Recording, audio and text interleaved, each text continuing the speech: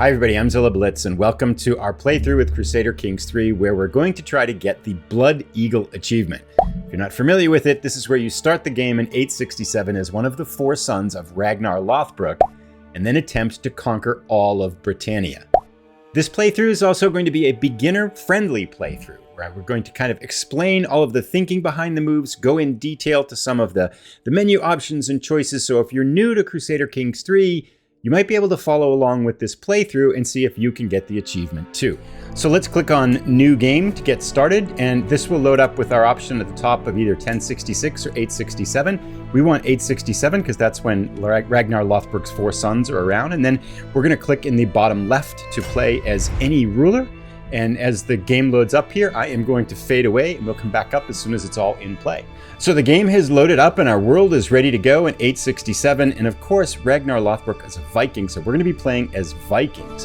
Now the question is, as you're looking at the map, which four of these starting positions are Ragnarr Lothbrok's sons? And let's go through them one at a time, and then I'm going to talk about the thinking as to why we're picking the one we are.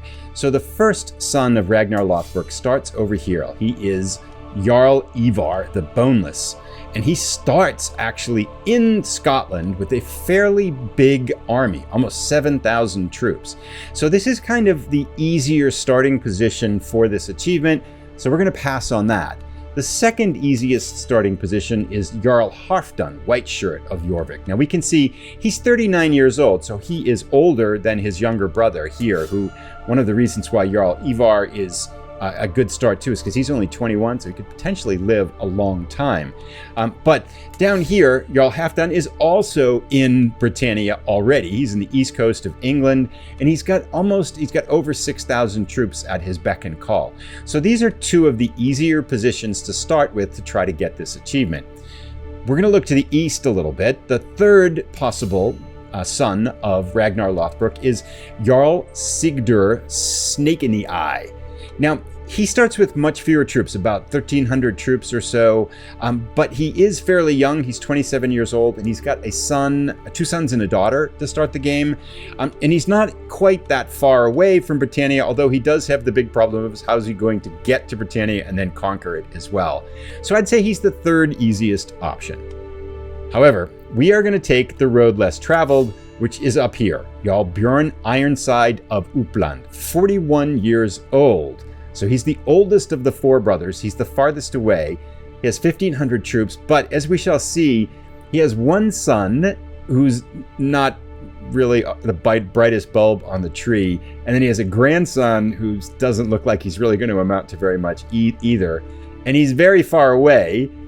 And yeah, so we're going to pick him, because I think he's going to be the hardest one to accomplish this achievement when we're going to take the road less traveled here. So we are all good. We're picking normal difficulty. In the bottom right here, we're creating our own. We're not creating our own ruler, and we're going to start the game. Let's pick this, and we'll just take this default name here, and we are going to. I will overwrite the one that was there. That's fine. Yeah, that's good. I was just loading them up to kind of get the basic idea of what we're going on. This is, by the way, my first time to try this achievement. Okay, so we are in the game now as Jarl Bjorn Ironside of Uppland, age 41 years old, and we can see our starting territory here all outlined in white. Now, what I'm going to do in this episode here is I'm going to walk through the things that I normally do when I start up a save, when we start up a game of Crusader Kings 3. Because the first thing, you don't want to just start the game and figure stuff out, because a lot of stuff happens by the game right at the start. And if you can make your decisions before the game starts, it usually gives you a little bit of a stronger start. So I'm going to walk through kind of a checklist of things that I go through as I start up a game, and we'll kind of take each one of them in turn. Now, the first up we kind of want to think about, because we're doing this achievement-based game, is how the heck are we going to go from, pull this out of the way, from where we are in Scandinavia to conquering all of Britannia. And just to take a look at what we're looking at too, if you're very new to the game, down in the bottom right-hand corner, we can see we have 7 icons and a plus mark here. These are the different map views we've got. The largest one is kind of the current geopolitical state. So this is the Jarl of Uppland that we control right now, and the size of it and everything is all up in here. But if we want to see what the Empire of Britannia looks like, because that's the goal for this achievement, we have these other filters here. The second one in is the Duchy level view, and we'll talk about these momentarily. Then the Kingdom level view, and then the farthest one to the right is the Empire view. So we can see, we could perhaps, hasn't been formed yet, but we could complete the Empire of Scandinavia. But our greater challenge right here is, this is Britannia. We need to conquer all the lands over here to trigger this achievement. Now, just to clarify too, again, we don't have to conquer them as Jarl Bjorn Ironside. One of his descendants could do it. We just have to start as one of the 4 sons of Ragnarr Lothbrok. Okay, so that's our goal. Now let's go back to our real map here and think about some ways that we might accomplish this. Now, we're Vikings, so I'm going to look at military options. There probably are some diplomatic and some intrigue ways you could pull this off or get started as well. But we're going to think in terms of military strategy right now. And I kind of think there are 3 ways we could approach this. Way number 1 is we could try to just get a foothold in Britannia somewhere, grab a county, and then try to expand. Now, one of the challenges that Jarl Bjorn Ironside has is he's really far away. So I was thinking that, we could come. Ireland is a bunch of like independent counties, whereas we can see England has got bigger clumps. Bigger clumps mean more troops, stronger land, stronger forces. They're harder to take. So I was thinking, we could come and we could grab a county, one of these individual small counties in Ireland, get a foothold, capture the rest of Ireland, and then go east. But because we're so far away from Britannia, we'll notice, like, say if we clicked on Ulster here to kind of pick it up, and we can see this is the ruler of Ulster. And then if we wanted to declare war on him, because we are a tribal nation, there are different types of nations. So we, fortunately, starting as a tribal nation, we can declare war on people pretty easily. But if we right click on him to try to declare war on him, it's like we're too far away to interact with him. He's just out of our political range. We can't do anything with him. So that plan isn't going to work. We could, however, come in here to like East Anglia, Petty King Edmund here, and we could right click on him and we could declare war. And we could say, okay, we have a bunch of options here: invade kingdom, conquer duchy, and most of them have these red exclamation marks, which means they're not available to us. But we could pick a conquer county, and then we can see we could pick any one of these 3 counties. We could try to conquer it, and that would give us control of that county, give us a launching point to start our campaign to get the rest of Britannia. That's definitely a very viable strategy to do this, but we're not going to pick that one. The second thought I had was we could start here in Uppland. Sorry, I got to pick the ruler there. We could start here in Uppland, and then we could kind of try to form the Kingdom of Sweden. So I'm going to kind of select on the Kingdom view here. We could try to form the Kingdom of Sweden, and build up our armies and get stronger, or maybe even go crazy and try to form the Empire of Scandinavia, and then have just massive armies sweep over here and try to wipe out Britannia and conquer it as well. Because you don't have to form the Empire of Britannia, you just have to conquer all the lands. So we could conquer them and make them part of Scandinavia. That would be another fun and cool way to do it. But we're not going to pick that way either. Instead, I want to try something that I haven't tried yet, and I have not gotten this achievement yet, so this is the first time to do it. But I want to try something different, which is, when I noticed here when we clicked on East Anglia, and if we want to declare war on East Anglia, we have 4 options. Invade the kingdom, but the red exclamation mark is telling us that our fame is less than exalted among men. So we're just not big enough and powerful enough to declare war on an entire kingdom yet. Likewise, the duchy, we're just not that strong yet. But, however, if we come back, how do we get out of here? We'll do that. Yep. However, this is really cool. And that's one of the neat things about Crusader Kings 3 is that depending upon your culture and your starting place and where you're located and all these kinds of things on the planet, and what type of government you start out with, like feudal or tribal or clan, you're going to have all kinds of different options and historical things to try for. This option right here is called the Varangian Adventure Against East Anglia. And this is a special war option that's open to Vikings, basically Scandinavians. And if we look at what the directions and instructions say, it's special type of war where the attacker intends to move their realm to the war target wholesale. That's pretty cool. So it's basically like we're just going to get up and leave. So we're going to just pack our bags in Scandinavia and we're going to go beat someone up, take their land, and that's our new kingdom or country or duchy, or jarl. That sounds really cool. Now, there's some limitations on it here. If we look at this paragraph, you can't be above a duke. So we want to make sure we don't form like the Kingdom of Sweden before we go. We have to stay at the duke level. And we have to be tribal. But that's okay because we're tribal right now. And so that's not a problem. It really takes a long time to get out of tribal. So we're going to be tribal. So we just have to make sure we don't form a kingdom.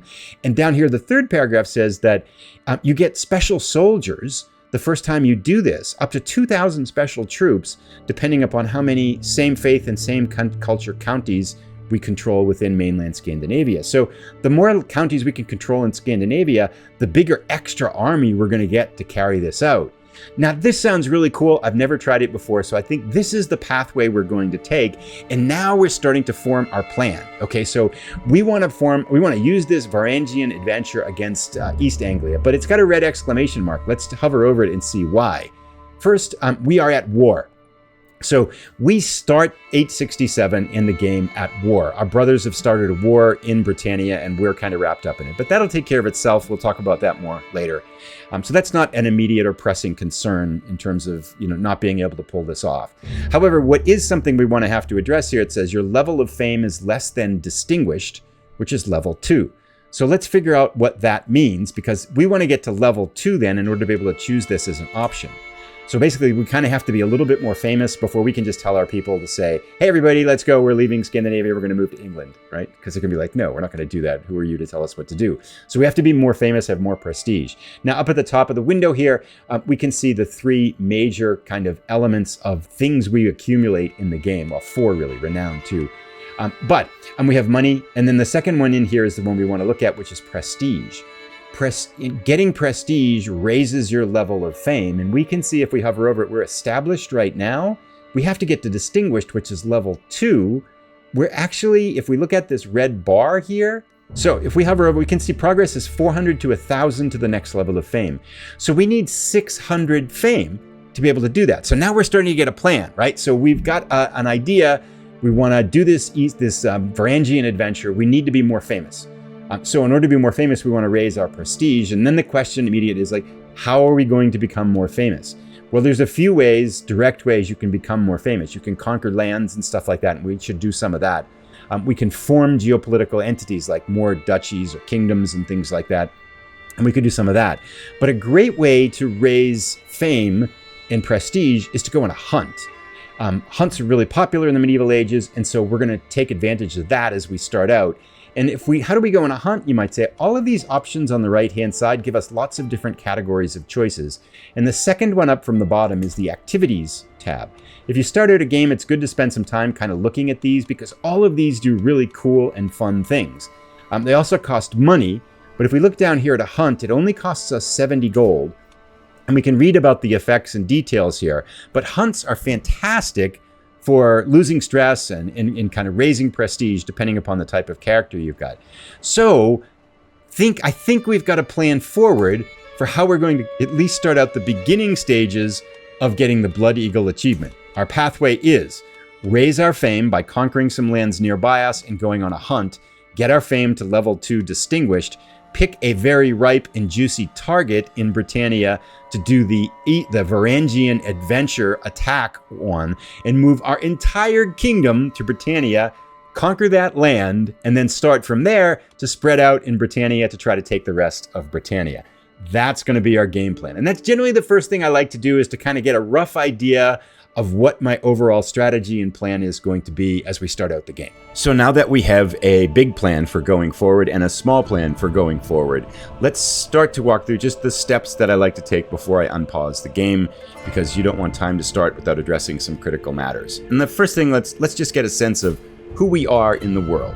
And this, of course, influences the big plan if you're not trying for an achievement and things like that. So you could do this before you come up with your plan, and vice versa. It kind of depends a little bit on the playthrough you're taking. But for us, we needed a plan, and now we're going to look at our character in more depth. So the top, if we click on our character down below, we pull up this informational panel about this person. And it's really divided up into 3 parts. The top 2/5 here, top third or so, is all of the personal information about the character. The middle swath here, where it says Jarldom of Uppland, is about the land they control. And then the bottom third here contains 4 tabs about the relationships to the people that are close to them. Family, these are friends, rivals, any wards you've got, people in your court, and then vassals, because our capacity to rule our land is limited. We're only one human being, so we have to give smaller chunks of land underneath us to other people to control. These are our vassals, and we can see we have 6 chieftains here, which is the equivalent in the Nordic world to a count. So we have 6 counts that are underneath us. These are our vassals and will hopefully serve us well. But for the moment, let's focus on this top chunk of the character portrait here. There's a lot of information in here. We can see our wife in the background. We can see some relationship numbers. We've got a lot of other stuff. But for the moment, let's focus on the most important things, which are these 6 numbers here that we're looking at in terms of our personal statistics. And let's take these one at a time. So on the left, we can see if we hover over it, we get diplomacy as a 17. Now, in the game, in my mind, 8 and below is poor. 9 to 15 is average, with the upper end being okay. And then above 15 is pretty good. So as a diplomat, and this is exactly what it sounds like, your ability to both internally manage your diplomacy with your vassals and then externally manage your diplomacy with the other nations and states and jarldoms and things like that around us. So we can see we're pretty good at that, the 17. Now, martial is a 13. And one important thing to understand about martial is that it's really more of the strategical and tactical military aspect, like coming up with plans, leading troops, managing wars, and things like that. The individual characteristic for warfare is on the right here. This is prowess. Prowess basically dictates how good you are as an individual combatant. Like if you were to fight a duel, prowess would largely dictate what happens in that duel. So this is individual. This is at a larger scale. The third one in here, stewardship, is, we can see the coins in front of the chest. It's kind of exactly what it implies by that icon. This is what I like to think of really as the economic capacity of this character. Collect taxes, develop the lands, manage the realm efficiently. Then the fourth one in, the dagger with the little envelope, is intrigue. We can see that poor Jarl Bjorn is absolutely terrible at it. And the only reason he's got a 1 is because his spouse, who kind of transfers some of her characteristics to help him out, is helping him out here. So intrigue is basically your ability to understand the hidden relationships of your world. The rumors and the plots and plans to kill, assassinate, befriend people going around. So Jarl Bjorn here is pretty naive, and this is not generally a great number for understanding what's going on behind the scenes in your world. The last one over here that we'll look at in this chunk of 5 is the learning one. Learning in this world very much connects to religion as well. And so this, think of it as literacy, capacity at languages, and also your kind of spiritual understanding and your ability to kind of relate to the religious aspects of the world around you. Then we talked about prowess before. And these are the 5 characteristics here, 6 characteristics including prowess, that kind of dictate where we might want to focus energies and where our weak spots are. And we can see poor Jarl Bjorn has some pretty glaring weak spots. He's not very learned. He probably doesn't even know what a book is. Can't read, I would get. He's probably illiterate. No sense of intrigue. His ability to manage the realm is pretty poor. Martial's not bad, but he is a Viking. This really isn't that good for a Viking, because we can see up above some of the things that are influencing this. Just the fact that he is a Viking, he gets +2, and his spouse is helping him +2. So by himself, he's only a 9, which really isn't all that impressive. Diplomacy is good, and that's all good and well. But there's one big thing connected to this that we want to talk about a little bit now as well, because when the game starts out, we can see this little triple arrow icon here which says lifestyle none, and if we X out of this box, we can see the lifestyle icon down here below near his character, and then we can also see bouncing around here on the top of the screen another lifestyle thing. No lifestyle chosen. The game is telling us something very important, which is we need to choose a lifestyle for this character at the start of the game. So I'm going to click on that button. We're going to open it up here, and we can see the lifestyle corresponds to those 5. Prowess isn't here, but it corresponds to those 5 main characteristics that we looked at when we looked at the character's ability to rule and lead. And we'll notice here, he's already got 8 of 27 perks on diplomacy, so he's 41 years old, so he's been doing a lot of stuff before we fired up the world in 867 and took charge of it. And he's made good progress here through this diplomat track, which gives us a lot of different bonuses and things. But when the game starts up, we have a choice to change that and given that it's time for Jarl Bjorn here to go kind of on the warfare path, we are going to choose a different lifestyle than he's led so far. He's going to shift from diplomat into the martial lifestyle. And so we can see we have 3 trees here, but we also, within martial itself, we have to pick one of these 3 focuses: strategy focus, authority focus, or chivalry focus. Now, I'm not going to go into too much detail, and right now these kind of make sense in terms of what you would think they are. Strategy is overall military, authority is your ability to control and make a realm work, and then chivalry is about honor and elements that directly relate to the concept of chivalry. Now, we have to pick one of these, and you might be thinking, how do you know what to pick? There's one factor about this authority focus that I think makes a lot of sense for us to grab. We can see here this control growth variable. It says plus 0.3 a month. Now, what this refers to is your ability to control the lands that you rule over. And when you capture a new land, as you can imagine, the control is probably pretty low. It's ranked on a 0 to 100 for each county in the realm. And if you just conquer something, the people basically hate you. And so it's low. So you're trying to constantly, if you're on the warpath, you're trying to constantly raise up the control of the lands under you so they don't rebel. And if we think particularly about Jarl Bjorn's plotted lifestyle here, he's going to try to take his whole kingdom and conquer and live in a land that has a different faith and a different culture. So those people are absolutely not going to like him at all. Therefore, that makes this control growth variable extremely valuable for him in preventing rebellion and getting the people to like him, at least be willing to live underneath him in this new land. So we're going to click on the authority focus and take that. We're going to select it, and it opens up. And right now we have 0 perks out of 27 unlocked. We have 0 martial experience. As we do more military things in the game, we're going to get some perks, and we'll pick out some of these things. But that's the first thing that we wanted to pick here. And we can see now underneath the character here, if we hover over here, lifestyle is authority focus in the martial track. And that's going to help us rule these new lands as we conquer them. Next, before we move on to item number 2, it's usually a good idea to check the people that are really close to you. So let's take a look here at our wife.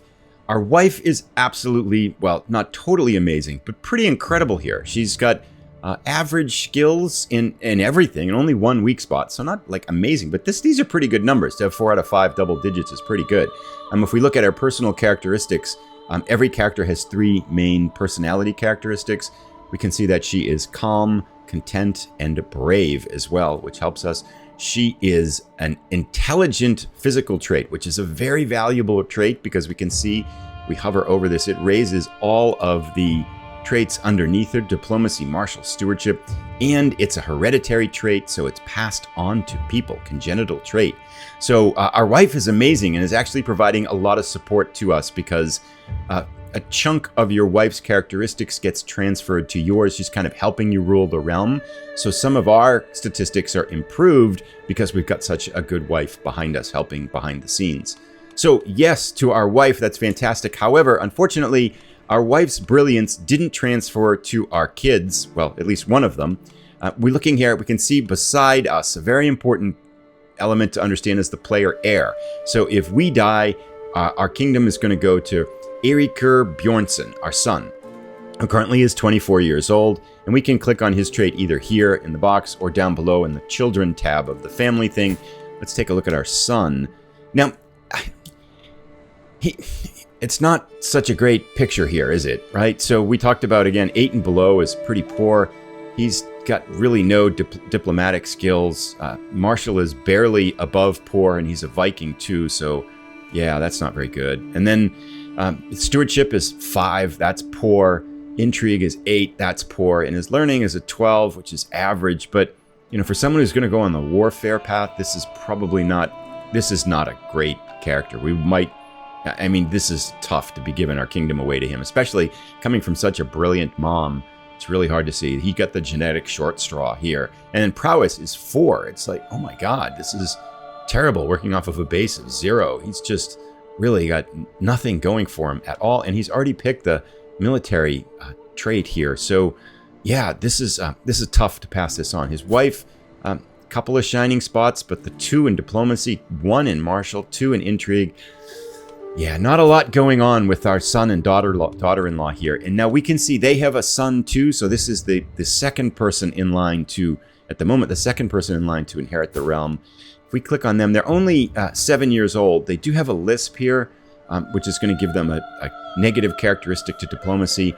It's hard to tell at this point, but it's not, look, there's nothing really. Marshall actually is looking pretty good here. That's somewhat promising for Bjorn here, our grandson. But everything else is middling, zero intrigue. This family just has no clue about the world of secrets around us. So that's it. We notice here we can find him a spouse, which might be able to help us get an alliance. And that's a very, very powerful trait and characteristic of having kids, is they allow you to get strong alliances. So that's a look at our family members. Again, we picked this because we knew our son was going to be challenging, and we're trying to take the road less traveled here, one that's more challenging than the easiest route with this achievement. Next up is to take a look at the people that help us run the realm as part of our council. And to get at those, they are the third icon down on the right here. We hover over it, we could get to it with F4, or we can just click on Council. And this pulls up the 6 people that are helping us rule the realm. We talked before about how our wife, who is the High Chiefess here, transfers some of her characteristics to us, and we'll talk more about how we can influence that later, but she's here. But of more importance right now are these 5 other people. These are the people that are given particular positions within our kingdom to help manage it. The Hofgudi, who is basically the High Priest, and this is the person who's handling the religious aspects of the nation.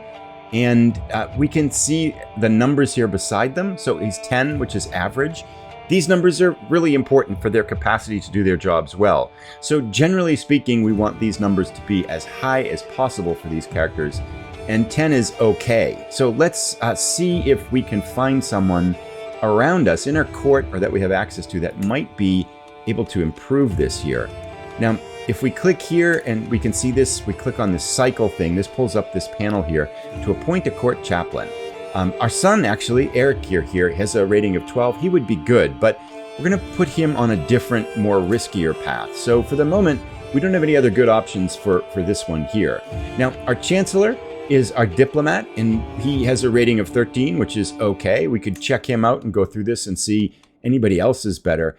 This one here, Chief Rolf Ragnarsson, is he's got a rating of 22 as a diplomat. So it almost immediately seems that this would be a much better choice for for our chancellor. He's going to bring a lot better diplomatic skill here. He's just pretty amazing at it. So that's something we're going to keep in mind. Then let's take a look at our steward here. He's only a 7. Wow, this is pretty abysmal here. Let's see what we might have in terms of replacing him.